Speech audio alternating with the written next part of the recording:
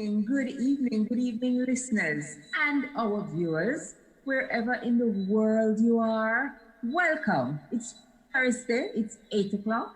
It's time to be at the happiest place on radio, which means it's time for Mek We Chat, where the usual suspects get together to discuss issues that affect us across the Caribbean and certainly at home, wherever your home is. For me, it's in Grenada. For our suspect in charge, George Grant, it's also Grenada. For Margaret Francis, it's in the diaspora in New York. And for Catherine Edwards, it's in the diaspora over there in London. And she's in a place called Croydon. Welcome. We are missing a lot of suspects this evening. I only have apology for one who says he may show up a little later in the show. The others we are expecting to be here, so we will welcome them when they arrive. But as usual, there's always a lot of things happening. We always have a lot to talk about. In Grenada, for sure, never a dull moment. Oh, no. Oh, my goodness, there is always some excitement happening. I don't know what it is with you guys, Bev. Always drama. Always it's the Spice drama. Island. We're spicy. We're hot and spicy. Yeah. I hear that. That sums it up. Yeah, I can agree with that. So there is always something going on in Grenada that breaks the internet, that make people sit up and pay attention, and that make people ask a lot of questions. And I tell you, it's been no different today than what's been happening over the last few weeks. We have on our menu this evening more on cell phone gates. I like to call it cell gates. And now there is another gate. I don't know what to call this one as yet. But there's another gate. Another one. We also want to look at Taiwan's president in the region. And for this topic, I'm hoping to have Dwyer Astaphan from St. Kitts or Jerry George from St. Vincent and the Grenadines, two of the countries where the president visited. We would also like to look at what is the cost of LIAT shares as the pasa-pasa, as I call it, between Barbados and Antigua and Barbuda continues over the cost of the shares. And later on in the program, we expect to have a guest, a gentleman from Guav, who has published a book about activities that have put Guav on the map. And for those of us who follow sports, we know that Grenada's sole Olympic gold medalist, Kirani James, he's from Guav, and Guav has a rich history of. We absolutely welcome Dwyer Astaphan. Right. So Guav has a rich history of sport, and he has written a book about what has brought about the sporting greats and you know, maybe some of the names that are not even very familiar to people. I think very, very interesting. And I think it's really good that those who have an interest in sport use their talent in this way and not just in coaching and playing and all the rest of it, but to document so that information will be there and historical facts will be there for generations to come. So I hope he will join us later so that we can talk about his book and he can tell us about what inspired him to get this done, how we can get copies, and what are some of the highlights of that publication. And as we give Dwyer a few minutes to get settled, he has joined us, always showing off his St. Kitts Nevis colors. To remind the rest of us where he's from. I know. You know, all the flags almost have all the same colors, you know. Very true. if we all put on our colors, we almost all look alike. Because we have the red, the green, well, St. Vincent has blue. You know, but red, green, blue, and yellow. And here is Mr. Fitzgerald Joseph, better known as Naka. And Hello. Naka, on Mek We Chat, we talk about various different things. I have already introduced your book that you will be here to discuss with us, but we invite you to participate in the conversation wherever you want to jump in. You please jump in, make your comment, make your contribution. This is Mek We Chat. We do not play 20 questions, go around the room and ask questions. We invite everyone to participate. We welcome participation and we look for the breaks and we get into the conversation and make our contribution. You got that? House rules. When did he hear? Hearing me? I don't know. Hearing me? Nod your head if you're hearing me, Naka. Doesn't seem so. All right, I guess he will get his audio sorted out and then we can have a conversation with him a little later on. But one of the things we have on our menu... Beverly? Yes, George? Just before you take off, unfortunately, Mr. Fitzgerald doesn't seem to be hearing us. And I was going to ask him to try and reposition his camera so that we don't have that light behind him. Yeah. Naka, if you're hearing us, there's a light behind you which is making your face very, very invisible. So if you can just reposition your camera so that that light is actually shining on your face rather than the back of your head. That's one. Okay, it looks like he's going to work on it. The second thing I want to do, and I do this with a big smile on my face, Mr. Astaphan. Sir George. How you do, bro? God is good to the old man. How are you? To the old man. Listen to this youngster. Listen to this youngster. Dwyer, listen. You are looking wonderful tonight. Your face is right where it's supposed to be in the frame. Freeze for the next 2 hours. And don't let me see you like this, you know? Freeze. I try to do my evening devotions while I'm doing the program. So I won't multitask tonight. Well, I hope you remember all of us in your devotions, Dwyer. I try to include everybody. Okay, try real hard. Sometimes difficult. Yeah. Okay, good to see you. And let's also welcome the people out there on Facebook already. Arthur Langine says he's looking forward to good news.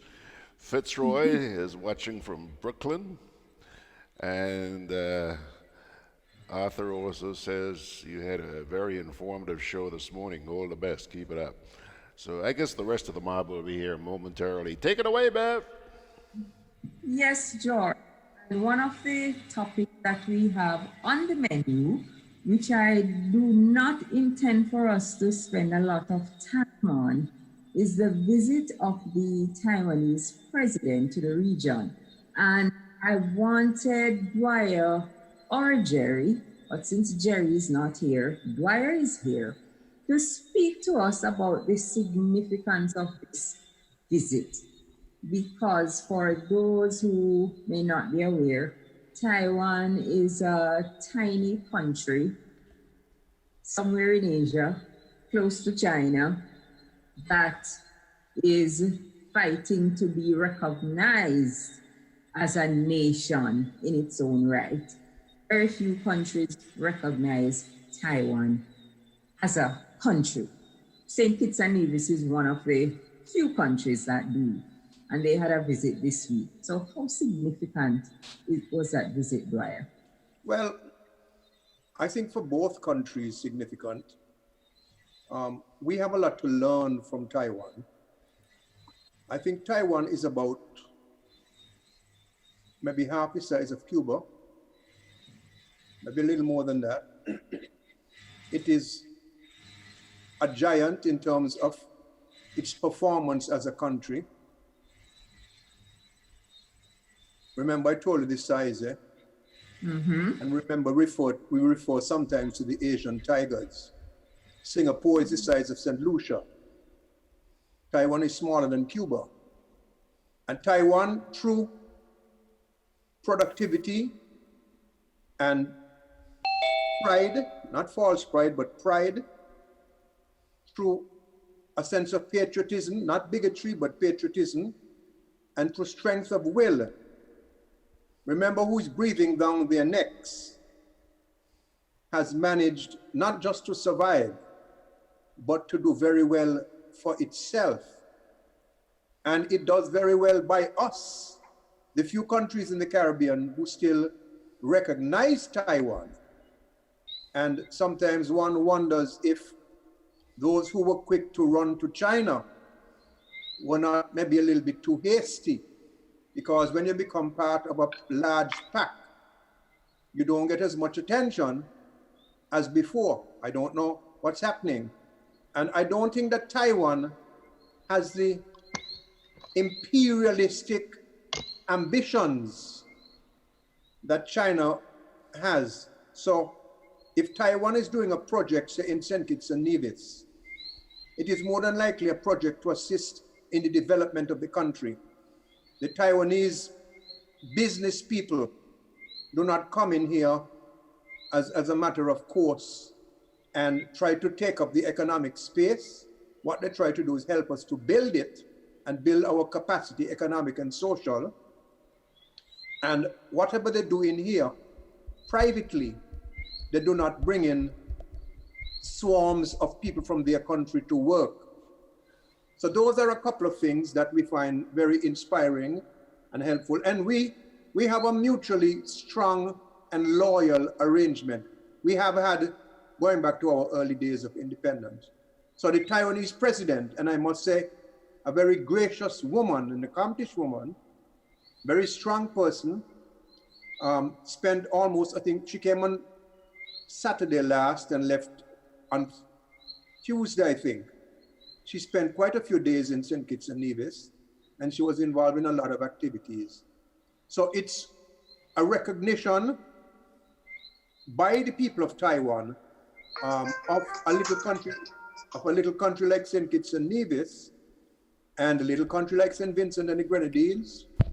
Of course, they need our voices, small as we may be, in the international fora, and our voices are heard on behalf of Taiwan. So there's mutuality in the arrangement, but we find that this friendship that we have with Taiwan is extremely beneficial to us. They do not try to impose themselves on us, which we like very much.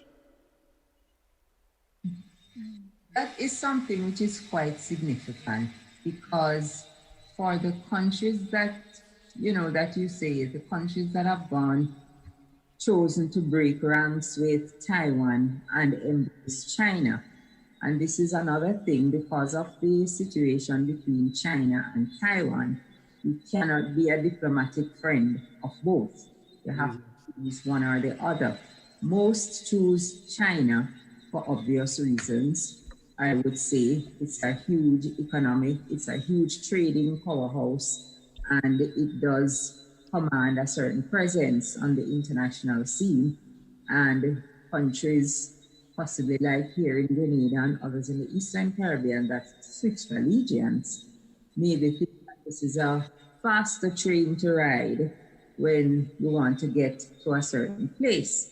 But you mentioned something about Taiwan, which is significant and which I think needs to be highlighted, in that when China is doing any development project in the country, they do not bring in their own people to do the work. And that is an issue always with China, whatever they are doing, whether here, you see it in Jamaica, you see it wherever they are doing these huge projects, and their projects, China projects, are usually huge. They don't do simple things. And they will bring in a number of people, sometimes maybe a third of your own population in numbers, to come in and to do the work. And they totally ignore the local population as far as that is concerned. And how do you help a nation to develop properly if that is what you do? Well, the intention is not so much to help a nation develop, but to help yourself develop through the relationship with that nation. I mean, I'm not here to bash China or anybody else, but look at what they're doing in Africa. They're buying up the resources, they're buying up the contracts, they're buying up the politicians. Taiwan does not do that. And we greatly appreciate the Taiwanese model. We greatly appreciate it.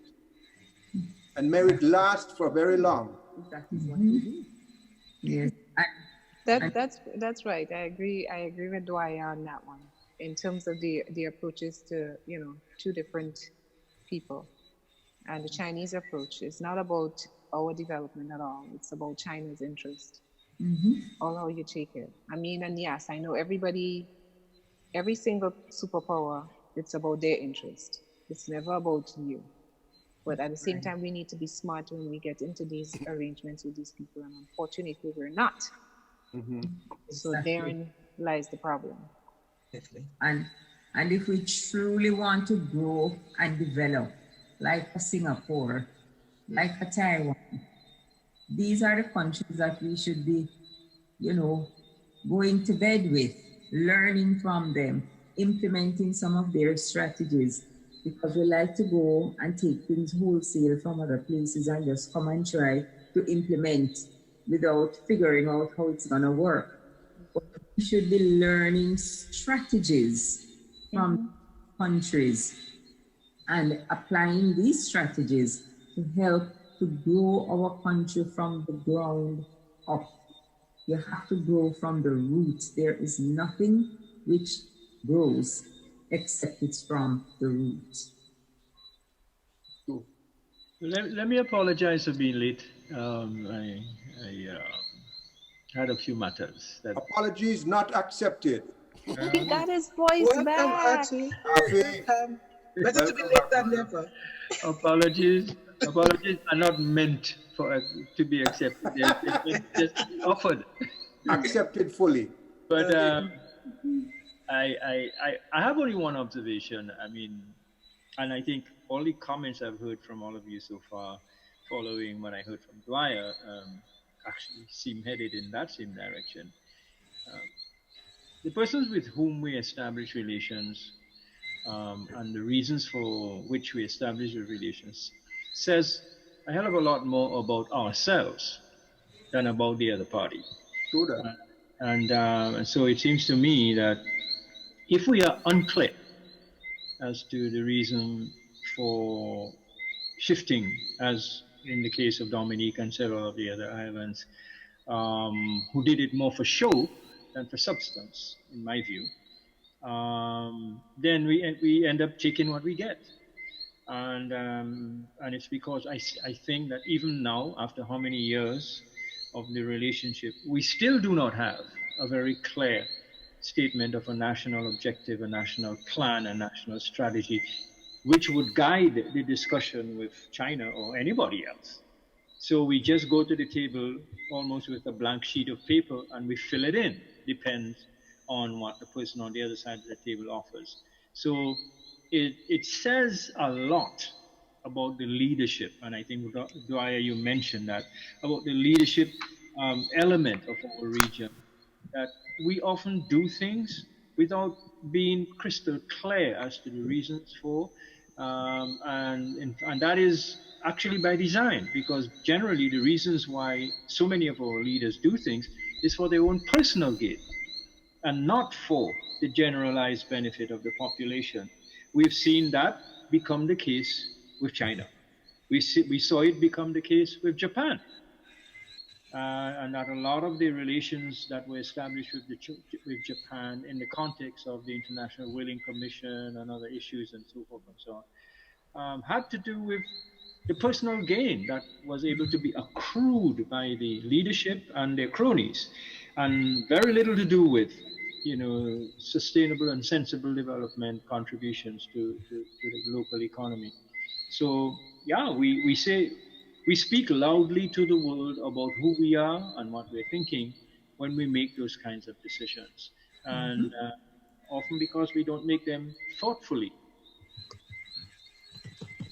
So true. So very true in all areas. And we look at our in the Caribbean present economic state where every single island, especially in the Eastern Caribbean, despite boast of whose economy is better than which and all the rest of the rhetoric that you hear, all these economies in the Eastern Caribbean are basically at the same place.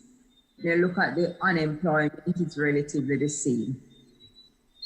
Development in terms of new businesses, new projects, agriculture, all of the things that are supposed to make an economy grow. When you look at those, same thing. When you look at education, same thing. All the nations are basically at the same place. And why is that? Everybody's singing from the same hymn sheet. We're looking at long-term development. It's something for the here and the now. And like you said, it's just for a show. Whatever looks good, wherever the brightest light is, you're just gonna run towards it like a moth to a flame.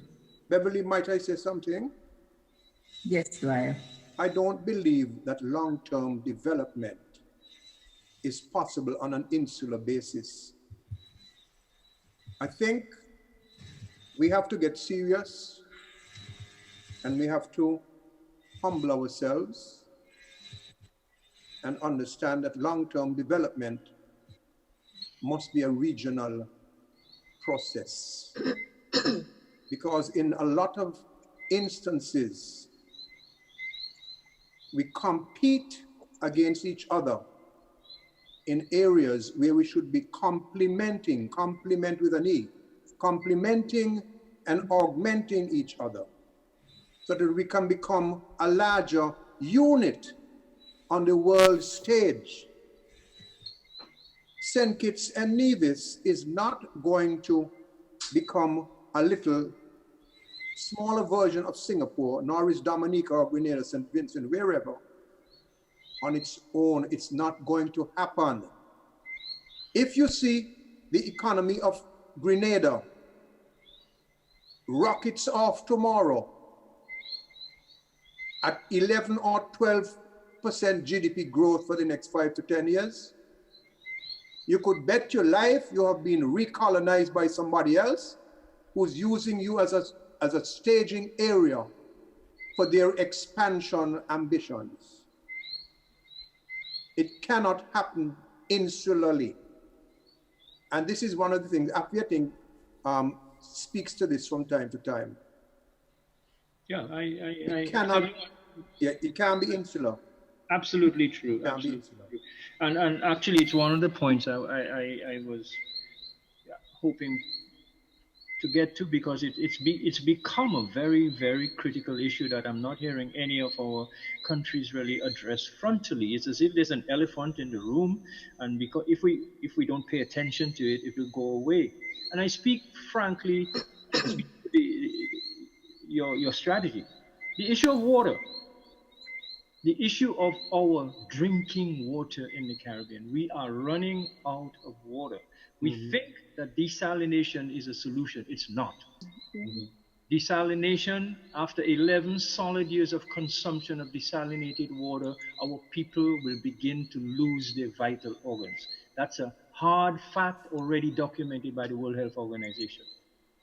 So and that's an example of a challenge, to go to Dwyer's point, that we can only resolve if we act together, because we do have water surplus countries within even the English-speaking grouping of islands, of countries. If you add Belize, you add Guyana, Dominica, these are water surplus countries.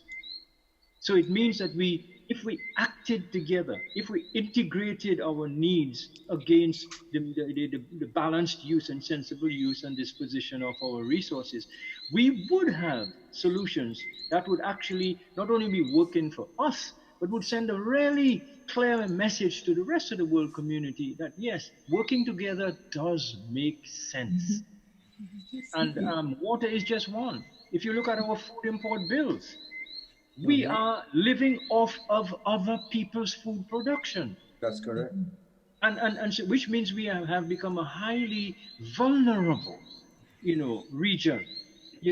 Our food insecurity has quadrupled over the last 30 years. And it's not because we cannot produce more. It's because we're ignoring the elephant in the room, and we've got contented to walk into a supermarket and buy imported food. And not inquire as to where the food came from, where the food miles, etc., etc. So, again, to Dwyer's observation, the only way and the only sensible way for this to be resolved is reacting together regionally. William DeMass and all those guys went so many years ago saw that. That is what gave rise to the Caribbean Food and Nutrition Plan. That is what gave rise to a lot of those kinds of progress. Caribbean shipping, Caribbean transportation. We cannot get out of the mess we are in today. We can pretend to get out by wearing nice clothes and driving Rolls Royces on Volkswagen budgets. On the potholes. We're driving Rolls Royces on the potholes. Yeah. And so, but that, if I had to say that CARICOM and we as a region, we as a people needed to focus, I would say, Dwyer, that would be the focus. That is the thing that needs to bring us together again. But we have always talked about agriculture in this forum because the money that we spend to import food individually and collectively every year, it would be so much better spent investing in our own agriculture production. But of course. Guyana is there that has already proven it can do the rice. Jamaica can do the sugar. Somebody else can do the banana. Somebody else can do the root vegetables, the different crops. If every single island, Grenada had the spices, the top of the show we were saying, we hot and spicy. Grenada had the spices. And if all these islands would concentrate on their area of strength, as far as food production, as far as livestock production is concerned, Vincent has been selling live cattle to Grenada for years. Something which I find makes absolutely no sense whatsoever, but it's become a business. Yep. It's happening. Why can't our people call themselves leaders who sit in positions of power? Because they don't believe what Dwyer said. They do not believe that development that lasts requires a regional solution. They think that every single one of them can manage their little kingdoms into something called development. Yeah, as long as they remain king or queen. And despite more than 50 years of failure with that method, somebody still thinks it can work. And continue to perpetuate this lie, get others to believe it. The harsh reality is the facts speak to another reality, and we ignore it. I read something today, Dwyer. It's still blowing my mind. It's about St. Kitts Nevis. I didn't realize St. Kitts Nevis, between 1961 and 2019, you have lost 34.7 square miles of land to sea and sea level rise. You are the nation in the world with the highest percentage loss of your land space, 23.4%.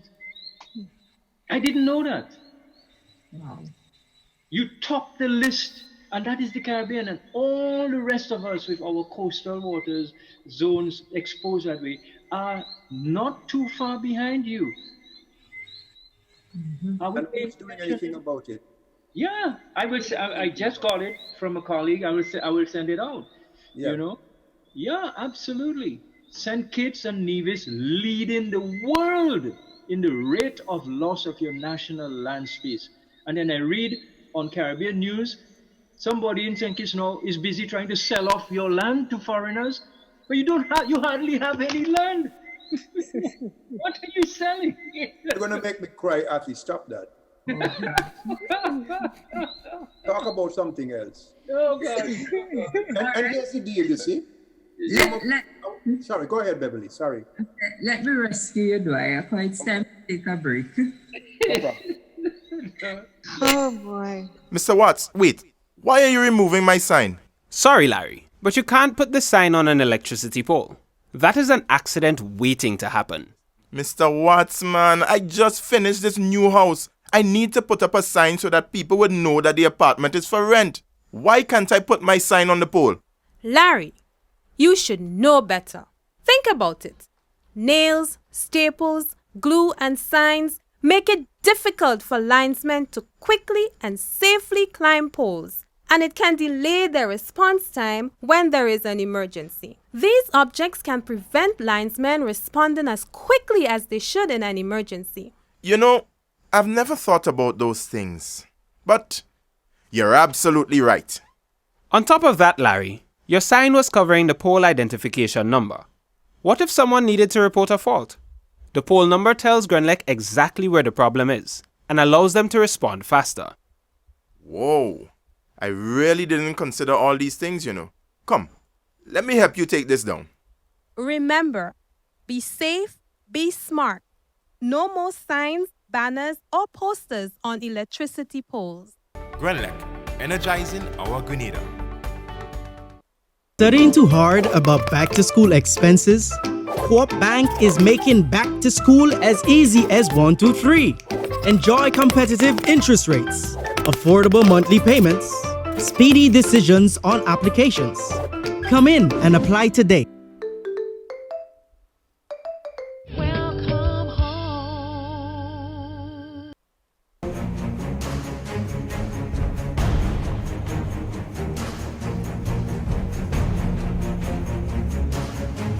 You don't know how many hurricanes will be coming this season, so you need to be prepared. At Hubbard's Hardware and Building Supply departments and the Food Fair supermarkets, everything from canned foods, flashlights and batteries, to plywood, tarpaulin, lanterns, roof repair kits, water tanks, etc. are available. For over 90 years, we've helped you prepare for and recover from storms. Hubbard's Hardware, Food Fair supermarkets, and the Grenadian General Insurance, an integral part of your hurricane preparedness plan. And so, folks, we are back with the usual suspects, Margaret and Beverly and Ati and Dwyer and Catherine. Pinky, Catherine. Folks, before you move away from the Taiwan issue, I just want to say something. You know, it must have been about 20 years or so ago. I was invited to Taiwan by the government there, and I came back feeling on top of the world. You know, these people, my impression of them, they're the most generous, the most industrious people, very, very courteous, very warm. I mean, they made me feel like a king for the week I was there. They took me over there to take a look at their broadcasting system. And I will never forget that. And I thought, you know, if only the people of Grenada could adopt just a fraction of the love that these people have for their country. And the way they're so industrious, they're very, very hard-working people. Well, you know what? We would be a hell of a lot better off in this place. But I guess it's okay to dream. Well, it is from dreams. It is from dreams that a lot of action is taken, you know. And we're not talking about the dream where you lie down in bed and sleep. We're talking about the heart when you look and you see something that you know should be happening and something that you want to happen. And it becomes a passion that drives you until you find a way to do something to make it happen. And that is a dream. Anything else is just you falling asleep, you know. And we talked about cooperation before we went off. But even within, we do not know how to cooperate and how to work together. And that, my dears, was the basis for the latest piece of excitement in Grenada. Because apparently there is this business person who wants to do some vending during the carnival season, but has been told that she can't because a competitor is a major sponsor of carnival and that cannot be allowed. So she decided that she's not going to take that and walk away. She's going to challenge it. So she has filed the matter in court, and based on what I heard, she called a news conference this morning, and something to her said in the news conference which could not be answered there. So they decided to head down to the office of the Spicemas Corporation. Now, the CEO of the Spicemas Corporation is a fellow that I know him on a personal level. We met at carnival activities, and I learned from him that he's always been there working in carnival, very involved, but he's just not one of those persons whose name got called or who was in the limelight or under the bright light. But he's always been there involved in carnival. I've interacted with him, found him to be quite cool, easygoing person, both during carnival and at the school where he used to teach. And and that's a person, that is how I met him. Never knew him on a personal level, but interacted with him. As a matter of fact, I've had him as a guest on Time to Face the Facts when we discussed carnival and carnival issues in Grenada and across the Caribbean. So it's a fellow that I met. When I heard that he was appointed CEO for Carnival, for Spicemas Corporation, I was one of the first people to fire off my congratulations to him, because I thought he would do a good job in the position based on what I know of him and his passion for Carnival and for development of the festival. So he is the new CEO for the Spicemas Corporation, which has responsibility for Carnival and all the activities during the Carnival season. So this businesswoman went down to his office today to ask him a question based on what I have seen come out of the meeting so far. I wasn't there. I speak from reports I get and 2 pieces of video now that I've seen on Facebook. That I've seen post up. One piece I saw on Facebook, but pieces were circulated elsewhere. And what struck me is that we got to that point because sponsorship aside, you have a major sponsor for an event and you want to give the sponsor exclusive access to the event. That is one issue. And the other issue is a way to cooperate and to work with other people who are not major sponsors. They have a product or a service to offer that can be of benefit, since Carnival is supposed to be a national event and is supposed to involve the entire country. Do you just close the space and tell everyone else, okay, so this is already here, there is no space for you? So we don't even learn how to cooperate within our own country, and then we expect to cooperate across the region. It can't happen. You have to dance a yard before you dance abroad. The most disturbing thing about the encounter, for me, that is, at that office this morning, is the fact that the CEO of the Spicemas Corporation, who is a man, physically sought to throw the woman out of his office. I mean, I saw the thing from morning and I'm still in shock. Physically sought to remove the woman from his office. shoved her at the door, slammed the door on her, literally on her, so that she screamed that her arm was broken. I don't know if it's broken. I haven't heard anything. I haven't heard what came out of her medical reports. But I did see a report that she actually went to the doctor and slammed the door on her. And I'm like, in this day and age, when violence against women and violence against children is such a big thing, this is how a male in a senior position publicly treats a woman. I am appalled. I am really, really appalled. And I hear a lot of arguments surrounding whether she was supposed to be in the office, what she doing there, she already taken to court, why she don't wait on the court, and all the rest of it.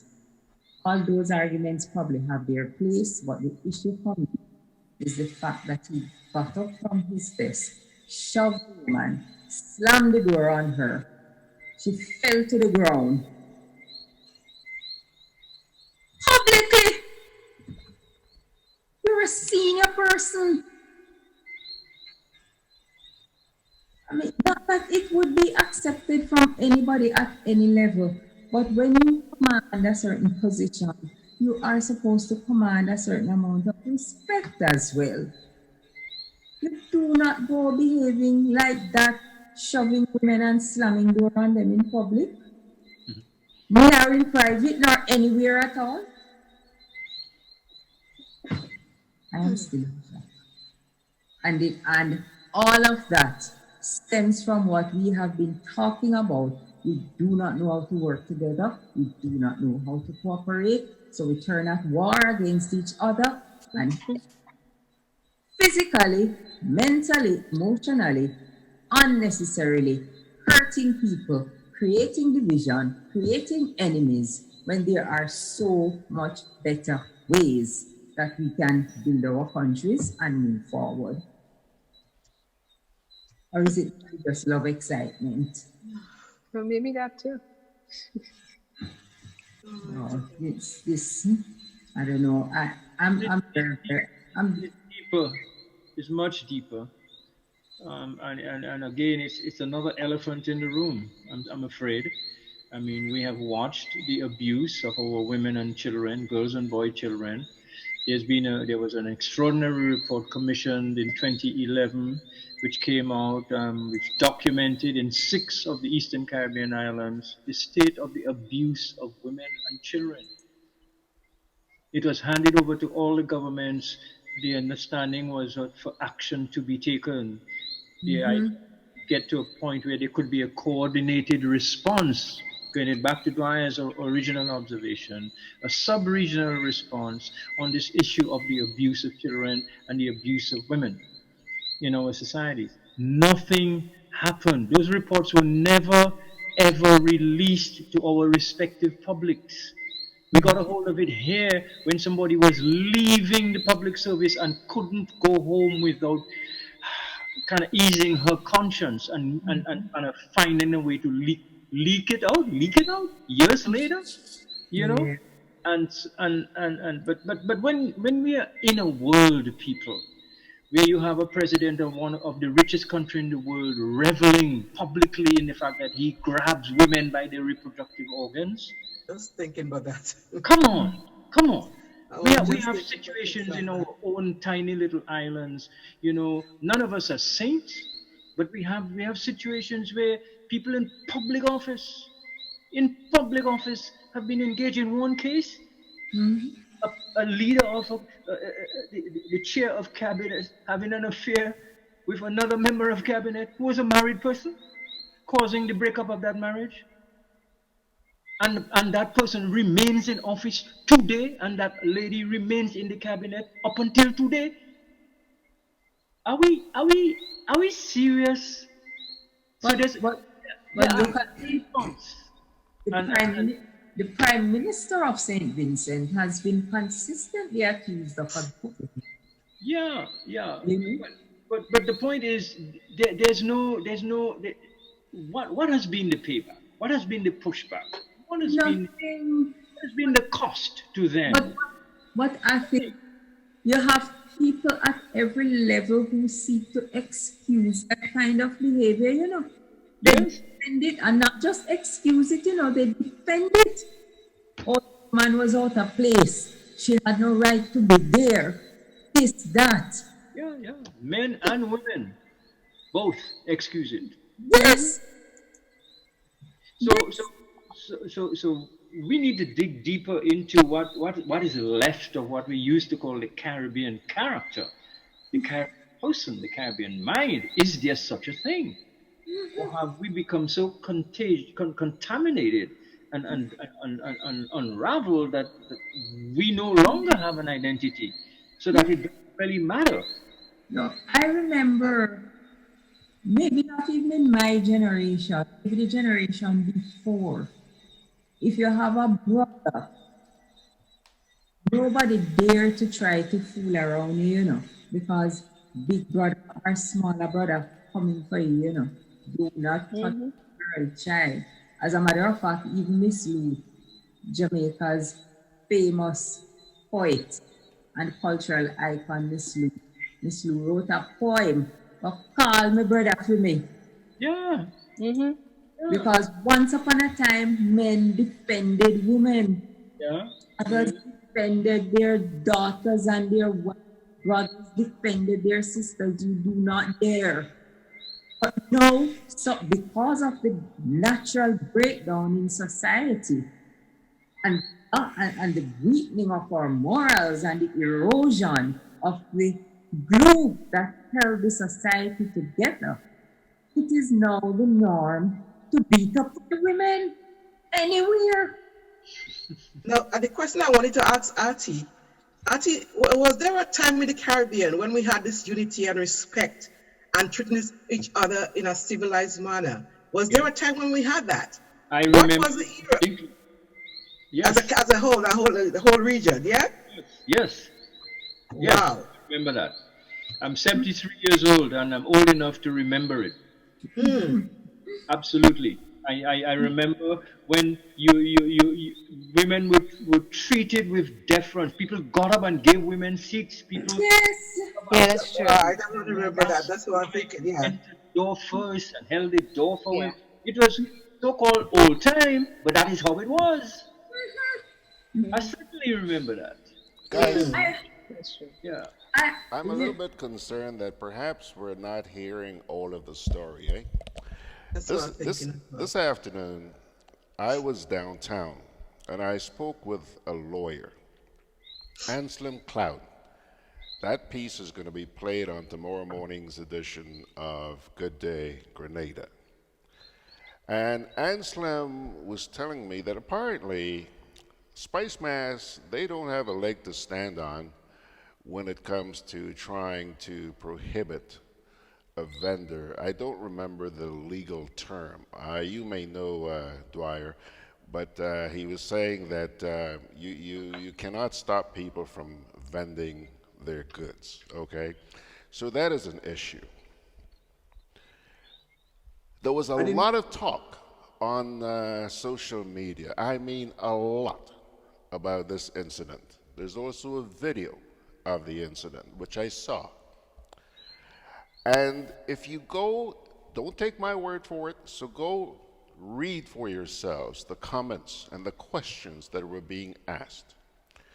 Notwithstanding that perhaps the CEO of Spice Mass lost his temper and overreacted, question was asked, what was this woman doing going into his office? If you're going to see a CEO, I'm assuming that you'll make an appointment and go to see the CEO.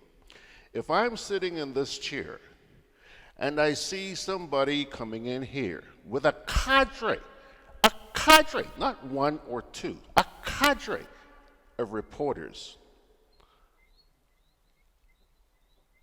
it buggers me, folks. Yeah, but that's no excuse. Hold on, Artie. Hold on. No excuse. Sorry. Like I'm saying, what that gentleman did was not nice. Let's establish that right off the bat. Okay? Next. The woman falls down. Apparently, the door was slammed on her arm, and she claims that her arm was broken. That's not true. Apparently, she went to the clinic on the Carenage there, and she was treated and dispatched. But what people noticed is that your arm is broken when you get up. You're limping. Come on, come on, come on. Your arm is broken, but you can't walk? Hey.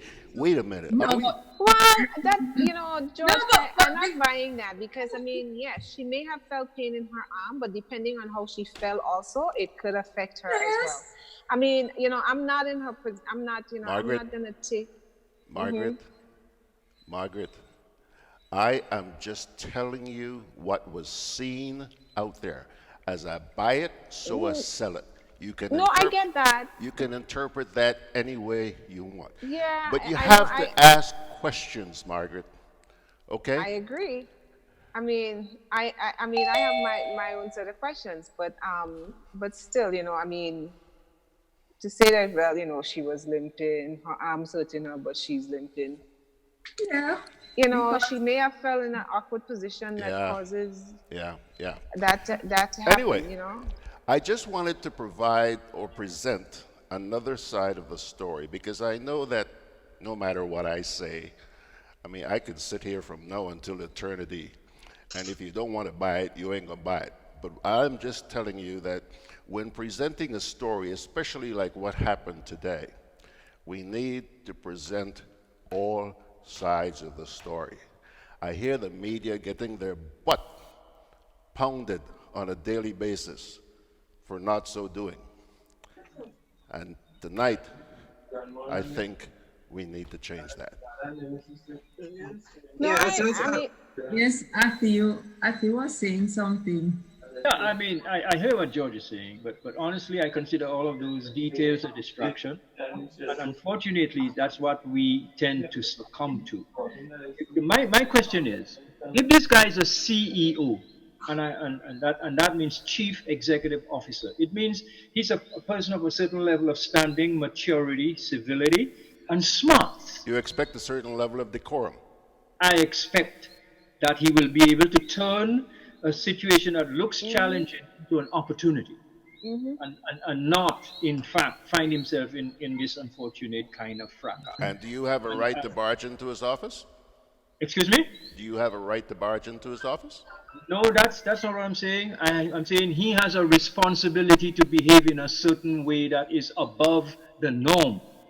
He's a chief executive officer, or he's a chief executing officer. The manager, whatever. The lady's a managing director of her company, Artie.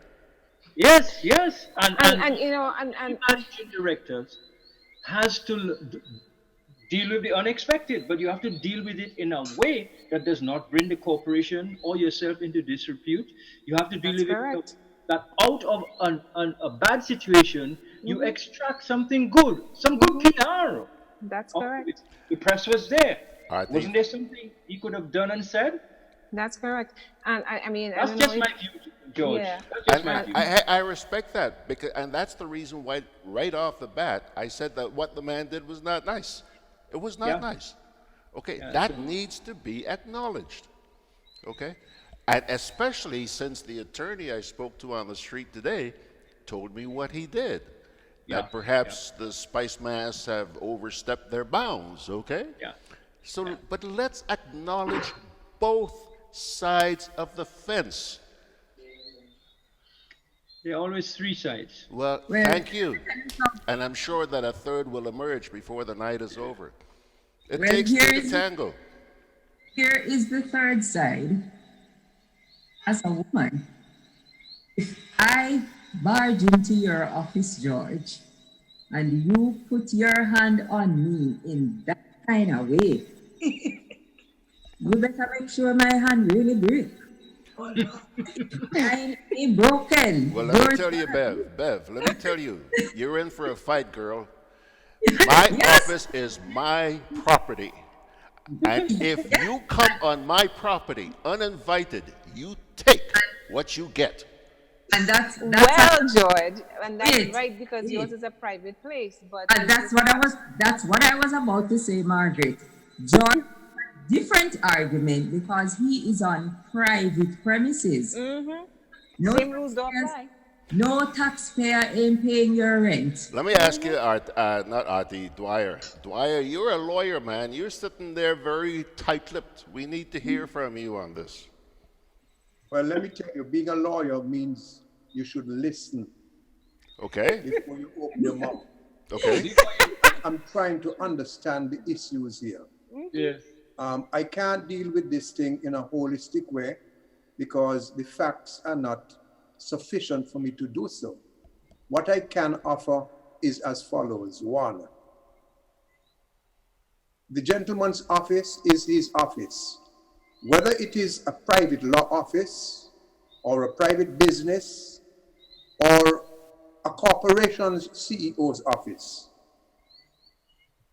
serving a public corporation does not mean that my office is an open thoroughfare like Main Street for people to come and go as they like. Now, listen me out before you all start to beat me up, both sides of the argument. At the same time, to Afi's point, when you reach that level of an organization, you have to have the maturity and responsibility to control yourself and to discharge the duties of office, both technical, both hard and soft, to all who come before you. Afi and I were in government at the highest level. I used to have people coming to my office from my constituency, and the secretaries outside used to be very nervous because the people were very raucous. And I used to tell them, the people out there are raucous because they want the attention of the man who they elected to office. And to you, it might not be an urgent matter. To you, it might not even be important. But to them, it is. So I have to give them an opportunity to be heard. And sometimes, and Athi would substantiate this, he's been through the mill. Yes. Sometimes you hear, very often you hear things that you don't want to hear, but you have to suck it up because you're a public servant. Now, the next point I want to make is this. I have no sympathy for any man who put his hand on a woman. That's right. Okay? I have zero tolerance for that. Now, having said that, I also have zero tolerance for any woman putting a hand on a man. I don't like this physicality. I like physicality, but not that type. And this is something, I think this is a lesson for us in the region. Happy, why are you laughing? We like physicality. I love it. It keeps you young. We in the region are too enraged. That's right. There is a lot of historicity behind this sense of rage. And we have not addressed it. The ordinary, so-called ordinary man and woman in the street lives his or her life in a sense of at least semi-despair. They don't have a history of participation. They don't have a history of having been heard and listened to by those in authority because they were never given a chance to be in authority or to affect decision-making, other than this symbolic and tokenistic fast that we go through every 5 years, which we call elections. Now, having elections is better than not having them, but we are a long way off from our target of civility and tolerance and professionalism. And this is why things like that will happen, sad to say. George, that's my 2 pence worth. All right. There Now, are I a want couple to of add, comments here on. just a minute. Hold on. There are a couple of comments here. First of all, Arthur Langine says there's no law and order in Grenada. Let's see what the police are going to do. And John says, please don't hold your breath. Arthur goes on to say, George, the man should have called the police. He had no right to touch the damn woman. On the other hand, Benedict Cador says women need to demand showing respect also. I guess he means women should also show respect. So, go ahead. I have a question. I don't know if Yeah, either Joe. Catherine wanted to say something, Margaret. Okay. Okay, darling, yeah. Why I was talking about the way we don't have no foundation where we only get physical when we have to resolve an issue. And I was thinking, Dwyer, some time ago, I think I wasn't present on the Mek We Chat, and I think Beverly, we had a topic about hitting children as they grow to discipline them. And I wasn't around, and I wanted to make that point. I said, because I am personal experience, I grew up being beaten. And I said one day, I was doing something, and my mother came to me and she just slapped me in the back, she pinched my skin and she walked out. And I said, what was that for? And she said, well, you ain't learning to do anything. That's the way you're rolling this dumpling because I was cooking her dinner that day. And she laughed. That's the way you roll the dumpling, you ain't doing that. So I rolled the dumpling, and I wasn't rolling the dumpling the way she likes it. So she didn't.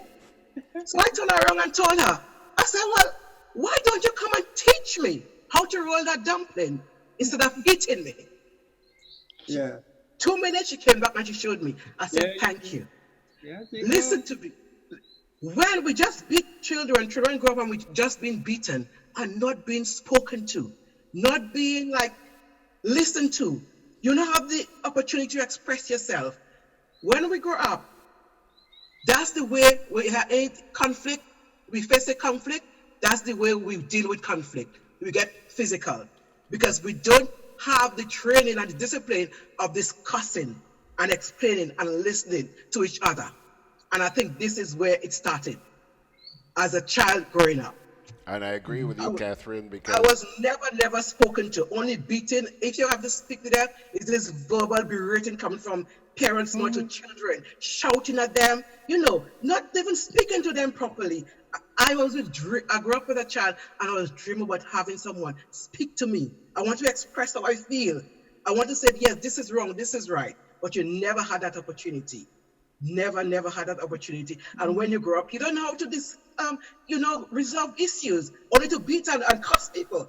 That's how you confront, you deal with issues. And I think that's where we're wrong. We haven't built that foundation at all with a lot of our children. And what is really puzzling me, worrying me, is that this mindset is on the majority of us, not the minority. me asking you to show me how to roll no dumpling. Yeah, I don't become the mother and say, you show me. Until I eat in the head. Come, Margaret. So no. I had a question just to sort of understand the situation and certainly what would have led up to this whole thing. And I don't know if George or Bev, since you guys are there, can answer this. I'm trying to understand. So Spice Mass not allowing her to sell water, is that for all events, including street events, or just the exclusive paid events that say would be like in the Queen's Park, for example, or something like that? I understand that Spice Mass events, Margaret. What that means, no, I don't know if the vendors on the streets have to be licensed by Spice Mass. I don't know or not. But today you were telling me that that sounds perfectly legitimate because, like in the United States, you have major corporations sponsor events. Yeah, but see, it doesn't extend. I don't know that it extends. This is the reason why I'm asking about that differentiation. Because, if Spice Mass has an event in Queen's Park, for example, where it's closed, and in order for you to get in, you pay to get in. I can see them, giving preferential treatment to a vendor. But I don't see how you can tell somebody that they can't sell a particular product on the street, on the public street. No, can I say something here, Margaret? Yeah. Okay. Yeah. In St. Kitts during the carnival, under law, the National Carnival Committee is given certain powers with regard to the city area, the center city area. Right. Those powers include giving permission or refusal what they do, they allocate spaces on the street for vendors. Okay, so Atherton Martin will get space number 33. He will pay for it. Beverley Sinclair will get space number 19. She will pay for it. So every space is paid for and booked out. Yeah. And it's done on an organized basis like that. I don't have to do so in Grenada. So under the law, it is permissible in St. Kitts. So I get that. And my follow-up to that will be, though, can you dictate to a vendor now then what they sell? No, because it's not like a cricket World Cup where the sponsors control not just the venue, but they control a mile leading to the venue. You can't tell them what. That is kind of like that's what I was trying to understand in the Grenada situation, because in the maze of comments, people seem to be saying all Spice Mass events, including actual carnival on the streets, and that. But they have to know what you're selling, and they want a balance of different products being sold. Because they're not going to put 10 water stands next to each other. Right.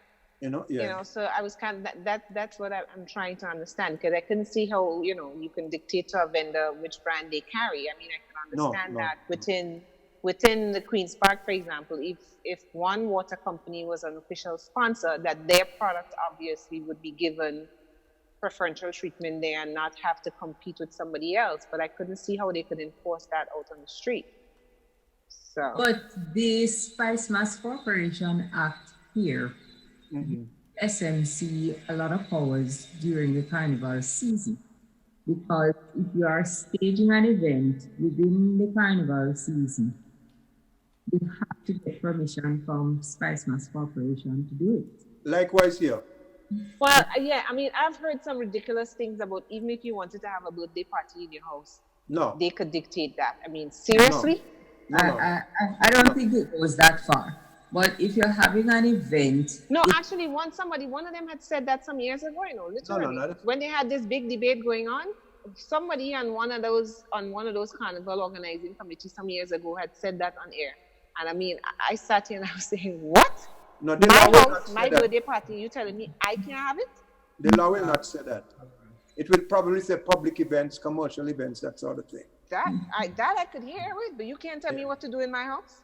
No, that's correct. People can say what they want, but when it comes down to the facts and the law and the reality, that's a different situation. And I see Rachael has joined us some time ago, so welcome, Rachael. Thank you. Hi. Again. Right, so SMC does have a lot of powers, but remember, we must always remember that we can go into Parliament and pass any law that we want to.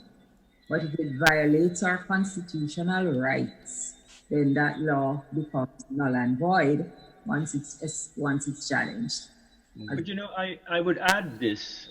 It's not just the law or the regulations or the rules. Is who's in charge of administering those laws? Where a certain degree of common sense and maturity, must inform the management of the law and the application of the law. In Dominica, at the World Creole Festival, there was a very easy way it was resolved. We had Carib beer, we had Heineken beer, we had Kubuli beer, the local beer. So they created, if you will, levels of sponsorship. You wanted to be a platinum sponsor, you contributed X amount of hundreds of thousands of dollars, and you got all the prominence to your advertising and so forth. The gold sponsors were a little lower, the bronze and the silver and so on was a little lower, but everybody was given some access, even to the site. But there was no doubt about it. The more you contributed to the activity in terms of support, is the more prominence your product was given in terms of the stage decor and the ads that were flashed, etc., etc., etc. And everybody seemed happy with it, and it has worked. So people felt that they got value for the money that they were ready to invest. But it was not so much restricting so much as finding a sensible way to allow a diversity of goods. Because there are people who just don't drink Carib, and there are people who just don't drink Heineken. So you cannot lock those people out if they that kind of stuff. So you know, I mean, it's the management. Come back to that. That CEO mentality is really what's crucial.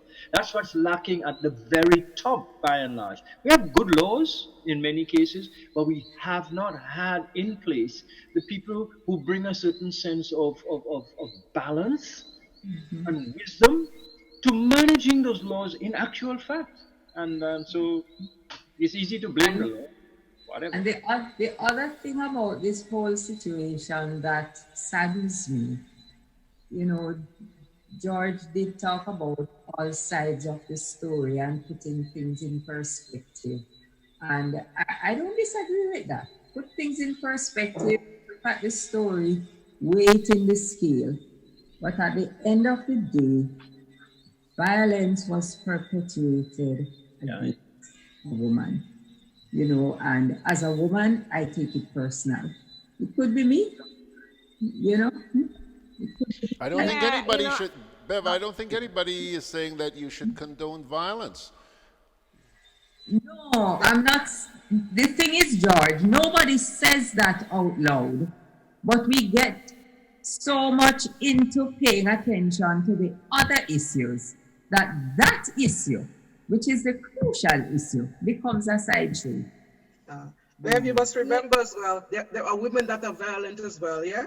So Of course, but we don't. Thank you so much, Catherine. But we don't hear a lot about that. You don't hear about that.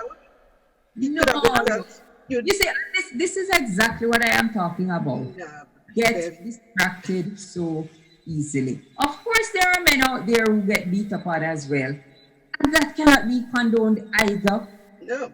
Violence is violence. You do not perpetuate violence against another human being unless life is threatened in some way or the life of somebody around you is threatened and you have to do something.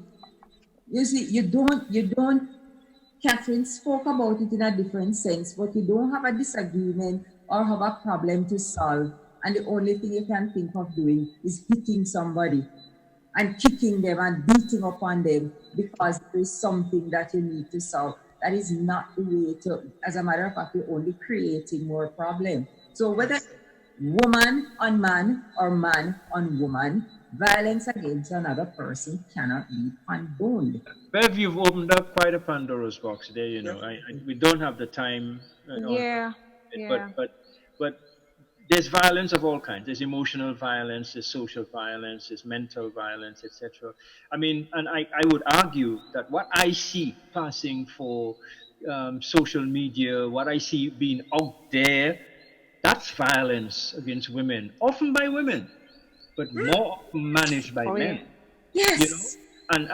And that degrading of the gender, that unraveling of the gender, and it's really what leads people with no recourse when they get in one-on-one situation, but to explode against the person who is in front of them. But the causes go deep back. I mean, the media, the ads we play on radio, some of the songs that some of our prominent artists are putting out, some of the lyrics in those songs, that does violence to women. That degrades women, and it makes women feel like shit, you know. But you know, I think of women, and I'm not saying it's only women who are raped. Men get raped as well. But a woman who has been raped, her peers, other women, will begin to talk about what she was doing there and how she was dressed and blah, blah, blah. And they will begin to, as you say, unravel that woman instead of dealing with the violence which was perpetuated against her first and foremost. You know, oh, what you doing there? Look what she have on, blah, blah, blah. All of those things may be true. At the core of it, you have a fundamental issue to deal with. It is true, Bev. And we have left on Mek We Chat. I think just today. Yes, George. Artie, let me tell you a story that happened last week. I was coming from GRENADABROADCAST on a bus. Now, I have very long legs, so I try, whenever I ride a bus, to grab the front seat. The front seat can only hold 2 passengers, right? When the bus stopped for me, there was one seat open in the back, in the rear body of the bus, right? So I went to the front, and there was one person sitting there, a young lady about 25 years old. So I asked her to open, I opened the door, and she said to me, "You can't come in here. There are no seats." There was one seat there, the seat between her and the driver, but she's telling me I can't come in, okay? The driver said, "No, miss, there's a seat here, the man could come in." She got vexed. She got off the bus and made sure that as she got off, bam, elbow in my belly, elbow in my belly. And you know what? I would have punched her right back. Well, hold on a minute. Everybody on the bus saw that. But I figure, George, you're a public figure. Yes. Take your pain and shut up. Yes. So hold on a minute. So I went and I sat in the front of the bus all by myself. Well, me and the driver. All right? Yeah. This happened by the Catholic Church in GRENADABROADCAST. Right. We came into town. The woman got off the bus on the carronage. Do you know that when she got off the bus, she came around on the side and slapped me and took off running? Huh? Now hold on a minute. This is the first time I'm talking about this on the air. But you see the crap that goes on out there that people don't talk about? Yeah. You see? And the bus driver looked at me and said, "Hey, sir, kick the shit out of her." Yeah. No. Yeah. No, sir. I just smiled and I said, "Forgive her." Yeah. She made it her duty to come around and slap me. Yeah.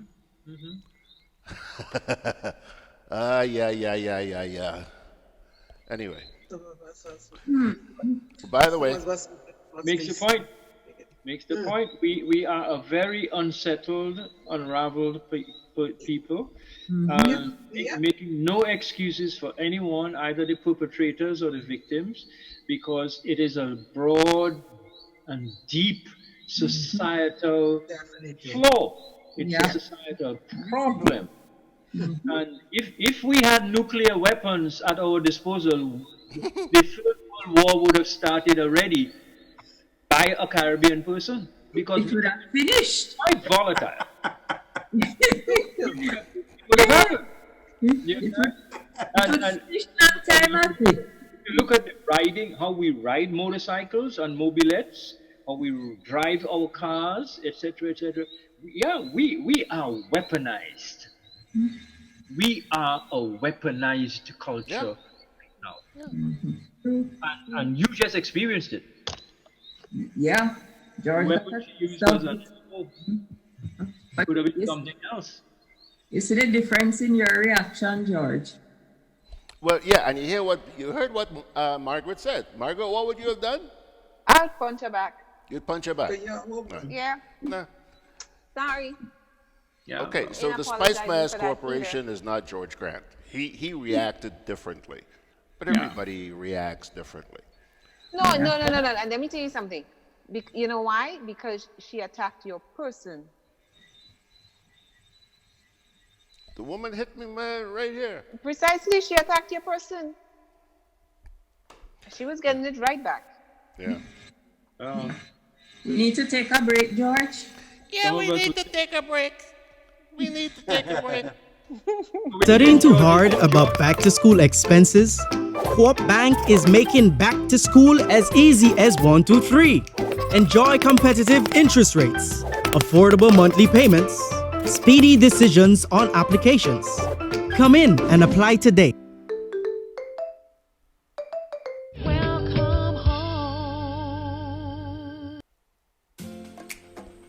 Juve chocolates, cocoa nibs, and cocoa balls from Diamond Estate Grenada are now available at Amazon.com, Amazon.ca, Amazon.co.uk, and GrenadaMarket.com. Try the sensational touch of nutmeg and a touch of ginger chocolates, 75% dark and rich, 100% pure cocoa, and their 60% dark and sweet chocolate bars today. Amazon Prime members enjoy free shipping on these orders in the USA, Canada, and Europe. GrenadaMarket.com.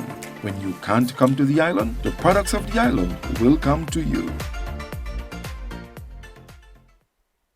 Easy living should be convenient. With GRENADAB, it is. Dial 237 for any GRENADAB department, or for customer service, streetlight outages, or if it's unsafe to trim a tree near a power line. For streetlights and service issues, please note the pole number. From just about anywhere, you can also check your bill balance and other account information. Just keep your GRENADAB access number handy. Dial 237 for GRENADAB. It's that easy. GRENADAB, energizing our Grenada. All right, folks, we are back with tonight's edition of Mek We Chat. Bev's in the control seat. Take it away, Bev. Welcome back, folks. Well, George already said welcome. George, nobody talking to us on Facebook this evening? Yeah, man. Yeah. They're watching all you closely. John says, sadly, victims become offenders. Arthur Langine says it doesn't matter. He's totally out of order. He's talking about the Spice Mask guy closing the door on this woman's hand. John says, because men won't come forward, admitting he's been beaten by a man. And we talked about that already. Mm-hmm. He also, regarding my situation, he says, he says, I would have flicked the fly off her face.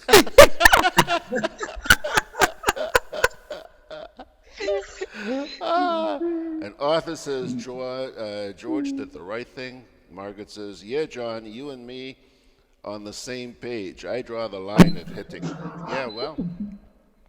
Mm-hmm. Go ahead, Bev. Yes, so we do have other stuff on our menu to look at. This, oops, I'm on the wrong page. On the right page. Right, now we want to go into a wider regional issue. And we want to still take a short look. We're not going to spend a lot of time on it, but we're going to take a short look at LIAT, since LIAT is still flying. And as long as LIAT is flying, that is taxpayers' money burning up there. We must always remember. Hi, Rachael.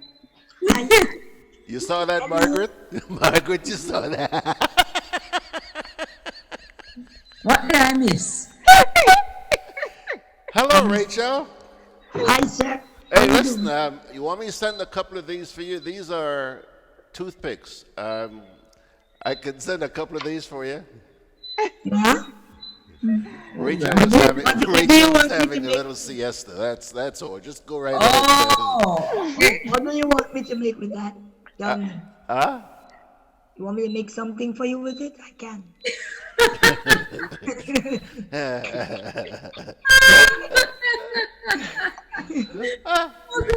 Rachael has the most amazing voice, you know. Oh yeah, oh my God. That's a radio voice, if I ever heard one. That's the voice. I would like to be on the radio with you. You make everything stop. Everybody wants to find out. It's nice to see your voices back, Artie.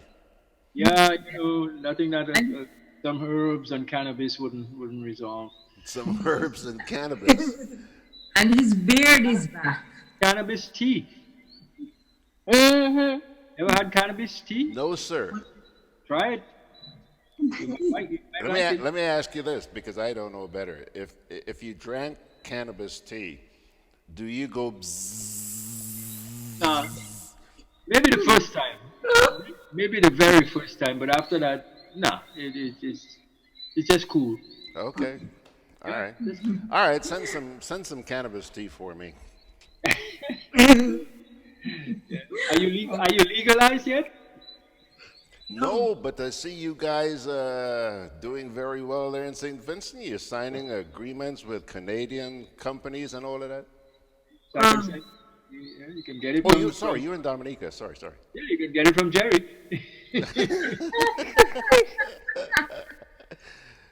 That's why he didn't show up tonight. Let me tell you He's guys. sampling some new products. Let me tell you guys. You guys know we're joking, eh? But you know that there are people out there who will not take that as a joke. So let's just Yeah, move but on. they better learn to. Exactly. You know what? You gotta laugh at some point. Sorry. Yeah, well, that's what we do on Mek We Chat. We talk about very serious issues. Is LIAT still flying, really? So we have to laugh and relax and. We can laugh about it. Hey, especially since we have a lawyer right in our midst. Take a look at your screen. Right in our midst, we have our own lawyer. And for free. And for free. Exactly. Pro bono, eh? Good night, lawyer. How are you doing?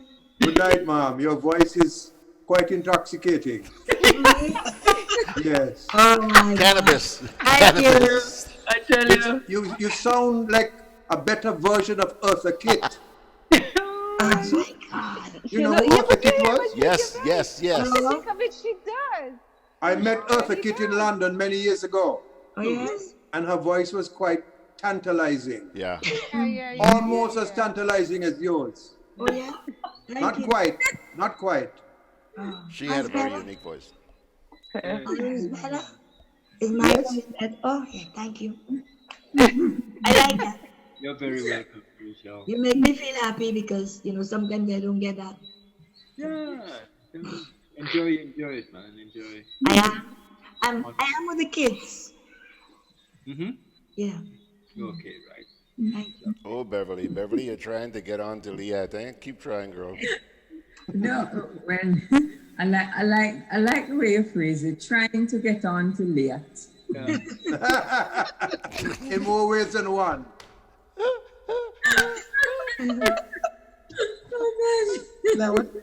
And then what I was thinking, is it worth it? Let's carry on, Bev. Yes, LIAT has been eating up so much of taxpayers' money across this region. Oh yes, say it again. And in recent years, it has taken a turn for the worse, I would say. In Jamaica, we say you go from bad to worse to worse to worsera. Right now, LIAT worsera. The government of Barbados has decided that they want to sell the majority of the stake they have in LIAT. It's being talked about as shares.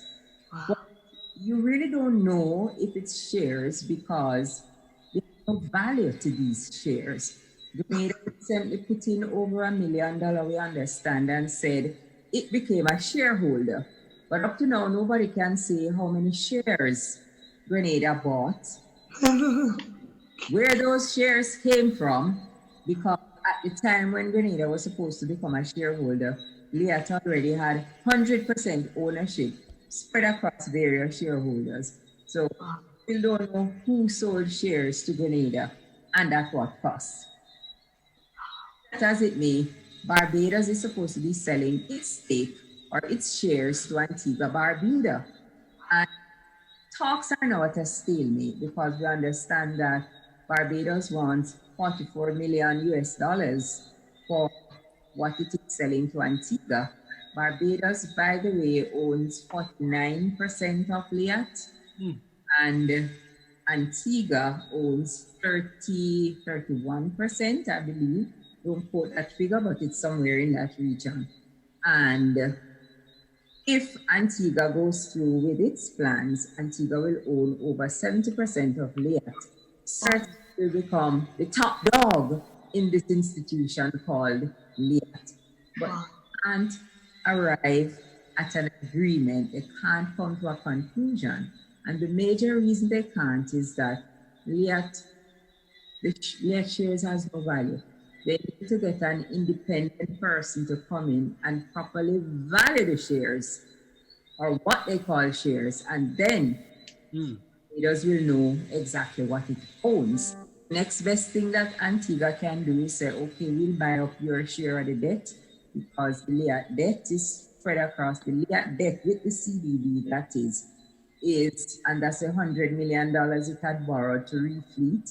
And the refleeting was supposed to be the panacea for all of LIAT's problems. Turned out it wasn't.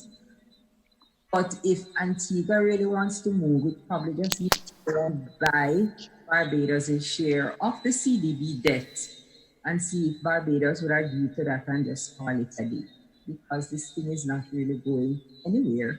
Taxpayers are still being burned, and we just can't see a conclusion to LIAT. And that leads me to a point which one of our suspects raised for discussion. Has CARICOM gone through? We look at LIAT, we look at Venezuela, we look at Haiti, we look at Petrocaribe, we look at CBI, we look at so many things that are happening and not happening in the region. Things that should be for our better, but turn out to be for our worse. We really have to wonder, what is happening? When are we going to turn that corner or get to that corner where we begin to look like we're moving forward, like we're getting a handle on issues, and like we're going to start to implement solutions instead of creating more problems by our actions and the decisions that we take from day to day. LIAT is a regional issue. Is there a regional solution? One of the shareholders group, Dr. Ralph Gonzalez, he has just faded to black in this whole impasse. He hasn't said a word. He's just not there. Beverly? Yes, George. Stick a pin for a minute, because a little while ago you said that Grenada really didn't know how many shares we owned, eh? Right. Well, apparently, my friend, we're not the only ones. I see something here on Facebook, and that's why I'm interrupting you. Ronald Joseph says, Barbados has 49.2% of the shares of LIAT. Antigua has 34% of the shares. How many shares does Dominica, Grenada, and St. Vincent have? A few years ago, our Prime Minister, Roosevelt Skerritt, told us that he was going to invest $8 million of taxpayers' money in LIAT, He has not told us how many shares we acquired for that $8 million. Mm-hmm. And that is where the problem lies, George, because it's the same thing with Grenada. Grenada announced that it became a shareholder, but to date, nobody can say how many shares did Grenada buy. And people get away with that? Yeah. I mean, I often come to defense of my Prime Minister, but I must in this case. He never said he was buying shares. He said he was making an $8 million investment to get a seat at the table. Oh, yeah? End of story. Well, in Grenada's case... So the shares was an invisible factor then, and it remains that way. It's not reported in any of the director of reports. It does not appear in the country's financial statements. It hasn't appeared. Not valued as an asset, which it should be, because if you've invested in something, you've created an asset of some value, some tradable value. It's not listed. LIAT sounds like a company that is owned by Casper the Friendly Ghost. Something like that, George. But yeah, you know, and so we need some Ghostbusters. And really, honestly, folks, if we tried Wisco, the Windward Island Shipping Company, many years ago, that collapsed. We had the federal boats, that collapsed. We had LIAT, that is in a perpetual state of intensive care. So it's really what those things say about us as a region, and have we inquired into Have we done a kind of a forensic search as to why does it appear that although it seems logical and sensible, as Dwyer said much earlier, that we must come together if we are to make anything good happen, and we did so for a while in West Indies cricket, didn't we? But what has happened? What has happened? When there was a change of leadership of the West Indies Cricket Board, what happened? When there was a change of leadership at the level of CARICOM and people with less wisdom and less experience and less of a historical legacy with the Caribbean became in charge, none of these regional projects, none of these, quintessential Caribbean projects were important to those people. It's just like CDB is no longer important to a lot of the leaders of the Caribbean because they find CDB too cumbersome. They want to go and talk to somebody quietly and privately and somebody send them some money. End of story. Don't want to engage with according to the rules. So I am suggesting that CARICOM has gone through. And it's the biggest elephant in the room. And if we don't admit that it is gone through, we will never get set our minds on finding a replacement, on building something that works. And so these institutions that are more liability than assets, those who participate in those institutions do not want to let them go.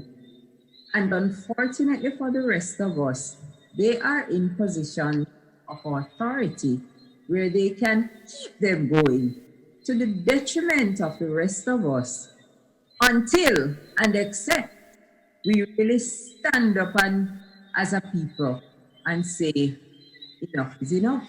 And proof positive of that, Bev, and proof positive of the fact that it is a management, a governance problem that we have in the Caribbean, is the fact, even when the asset we give them to manage is not an airline, is not a shipping company, but is hard cash, like Petrocarib. Even when we give them hard cash to manage, they don't bring any experience or expertise to the table. They have not been involved in managing even small corporate entities or even family businesses. So they don't know. They were just populists who managed to get first past the post. So that the Petrocarib thing kind of removes any doubt that what we have here is a severe governance problem. The CBI, the same. Billions of dollars floating around in these tiny little islands. Pretty soon these islands will tilt because they have so much billions of dollars from the CBI program. And yet, crime, violence, miseducation of our children, ill health, poor health systems, inability to transport ourselves 20 miles from one island to the next, etc., etc. Come on. So it really, it all comes back to the tablets, the 10 Commandment tablets, which begins and ends with good governance. And because you mentioned something there which is quite amazing.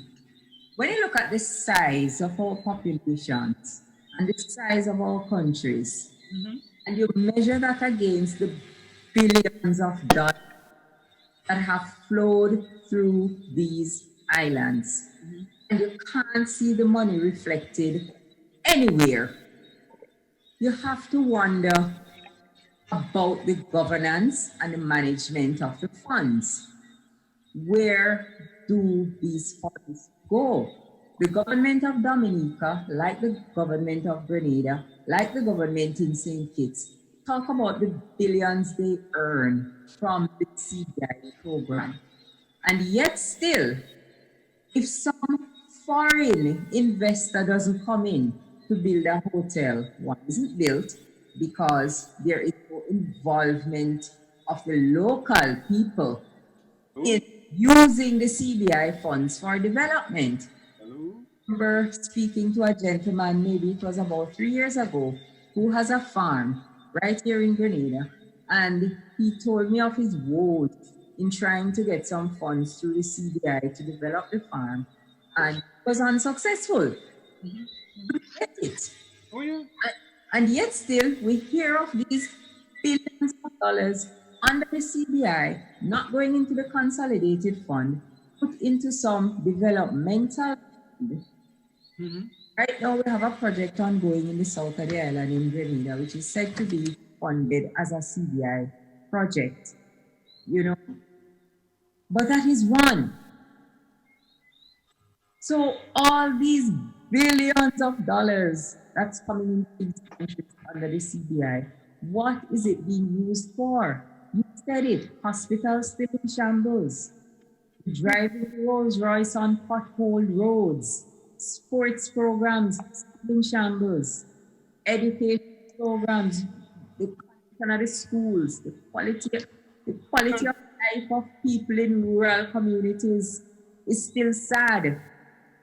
But if you continue to look at the asset side, in addition to the cash from Petrocaribe that the Haitians are in the streets of Port-au-Prince fighting about, in addition to the CBI money, we have natural gas in Trinidad. We have sunshine for solar power generation. We have wind for wind power generation. And we still are a region of the world paying some of the highest prices for electricity. And we're surrounded by renewable energy sources. Come on. So it's not a resource problem. This thing of the Caribbean being a resource poor region is a myth. Not at all. It's a myth. You know, we're surrounded by water. Some of the islands have water surpluses, etc., etc. We have reasonably fertile soils, etc. So how can it be? It can only be we are mismanaging or not managing these God-given opportunities. Sir Ronald Sanders, Afi, remember Sir Ronald Sanders a few years ago? Yeah. He made that very point. It was during a period when I used to really look forward to reading Ronald Sanders' writings. I don't look forward to them so much anymore. But I remember he said, why should a region of 6 million people with vast natural resources, oil, gas, diamonds, gold, bauxite, tourism, financial services, you name it, agriculture, why should the region be poor and suffer? It's not a lack of resources.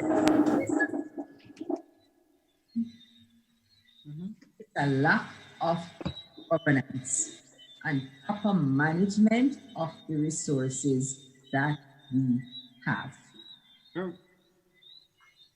Look at this. John says, and yet all we hear is how many jobs there are going to be. Yes, the jobs are created for the 2 or 3 years of construction, and then waiters, waitresses, cooks, they're hired on a rotating because they go in and they come out, and you have high staff turnover in these hotels, you know. Yeah. So when you talk about jobs, when you want to know when sustainable jobs are being created, you have to check with the NIS. And the NIS right now is not playing. The NIS right now is engaged in all kind of gymnastics to ensure 5 years and 10 years down the road it can still pay pensions. But you know, Bev, 5 or 6 million people. At any point in time, your workforce is not more than 34, 35%. So that's the number of jobs you have to create, which is under 2 million jobs. With all these resources we're talking about, we cannot create 1.6, 1.7 million jobs to keep our people employed, earning money, you know, investing and saving so that when the children leave school and grow up, there's something there for them. It's 1.7 million. Trump does go and talk to rallies that have almost as many people as that. He alone. So, you know, I mean, and the other resource we have that we have not managed is our diaspora. We have a population of people out there like Margaret and Catherine and all of them, or with talent and expertise. We don't even know how to tap into that. Oh, no. They know how to tap it, man. Just open your wallet. That is all. Yeah, just hand me some money. Yeah, the cash. Just hand over the money. They don't want nothing else but that. Just cash in hand and that's it. All for remittances. Yeah. All for remittances. We spinning top in mud is for what we do. Yeah. So, all right. I'm hearing us again. Yeah, I think George probably had his thing on. Yeah, I'm sorry about that. Go ahead. Right. But our problem today is a problem we've been having for many years, in that our population, the 6 million people, are not, they're not galvanized. There is nothing that inspires them to action. There is nothing that says we need to do better in a general sense. Like, we are here doing what we do, and I am very happy and very, very encouraged, George, when I walk the streets like you and people talk about this program and talk about how inspiring it is to them and talk about how much they like to hear us. And there's a particular security officer who always tell me to tell Mr. Grant good evening and send hello for Mr. Grant. And except for this evening, I keep forgetting to tell Mr. Grant whenever I see him. So I owe you. Beverly, I didn't hear that last piece. What? I said, there is a particular security officer who, every time I go into the establishment where he works, he would say hello to Mr. Grant for me, you see? I keep forgetting to tell you. Well, Mr. Grant is one of the least heard people on this program. Well, the gentleman is a fan, and he always says his hello. But I'm encouraged, and it makes me feel like what we're doing is not in vain, because our mantra is good governance. That's what we want to see. Yeah. We appreciate Beverly's kindness in relating that security guard story. But I think we all understand the security guard has found a perfect excuse and reason to greet Beverly and to engage, and the boy's been very creative, George is incidental to this enterprise. Exactly.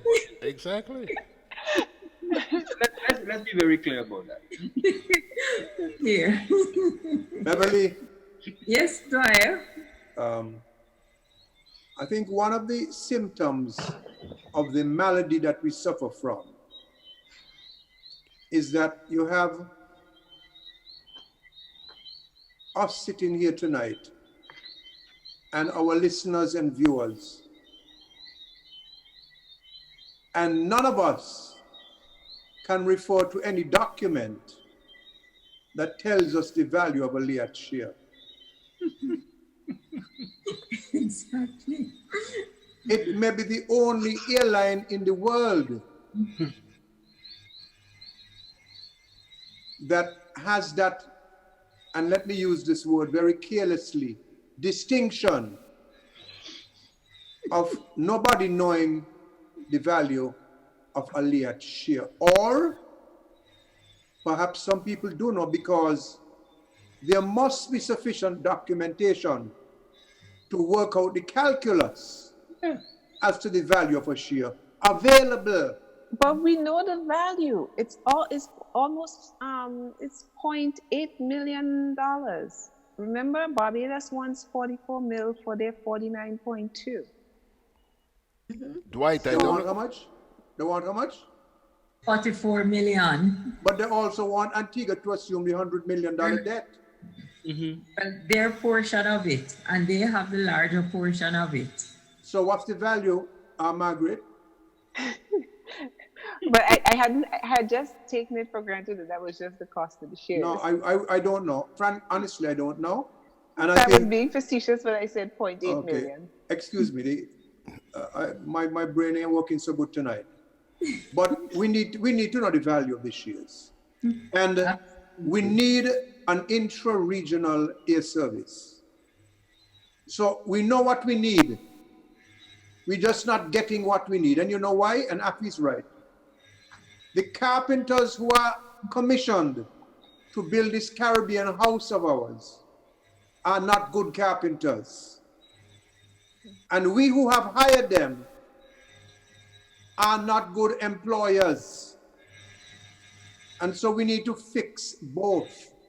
If we become better, more discerning employers, we will hire better carpenters and we'll have a better region. I am not going to write off CARICOM. I don't think it is gone through, but I don't think it is coming anywhere near to fulfilling the mandate that was promised and expected.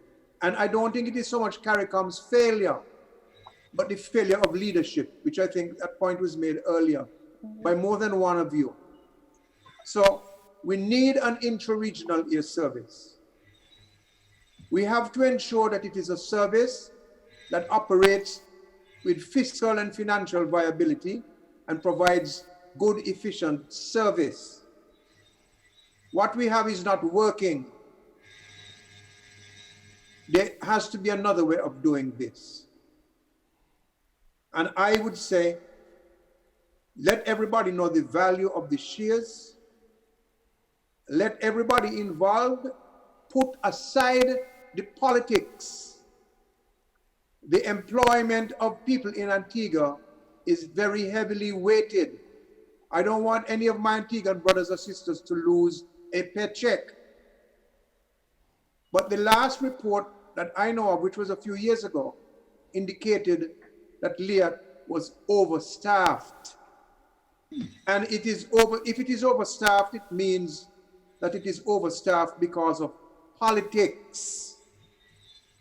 The politics of bad governance, the politics of admitted failure to produce the jobs in the economy that would attract those people who are actually supernumeraries at LIAT, drawing a salary that should be drawn from some other source, or in fact, drawing revenue as entrepreneurs, because too many of our people look to getting a job rather than to creating a job.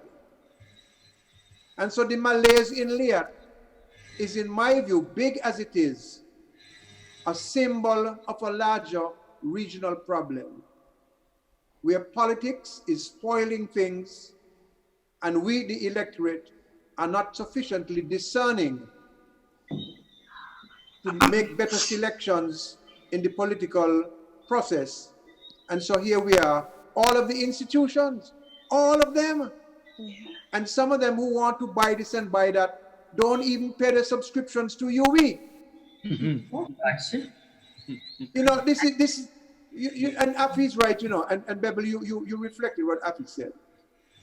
The sun, the wind, the region, all the mineral resources in Guyana and elsewhere and so forth.